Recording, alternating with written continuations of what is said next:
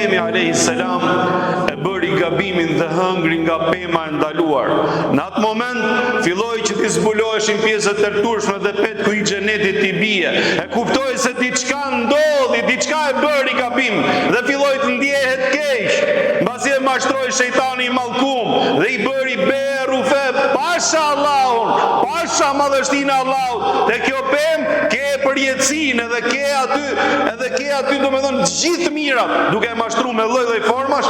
Momentin që e pa që filloi duke rënë petku i xhenetit, atëherë filloi t'i vi turp. E kuptoi se kish bën një gabim të madh dhe nuk po dinte ç'bënte nga emocioni edhe nga frika që kishte dhe filloi që të ikë me vrap nëpër xhenet. E Allahu xheleshanu i thret dhe i thot: "E firaren minni ya Adem, a mos vall po ikën prej meje o Adem." I thot Allahu xheleshanu, ndërsa Ademi a.s. i thot: "Bel haya'an minke ya Rabbi." Na turpi prej teje o Allah, se ku do të shkoj unë. Si thot Allahu xheleshanu në Kur'an: "Fe firru ila Allah." Hikni, thot, largoni, thot, për ku? Për tek Allahu xheleshanu. Subhanallah. Sa më shumë ta kesh frikë dikën prej krijesave, largohesh prej tij aq më shumë. Ti je sa më larg prej tij.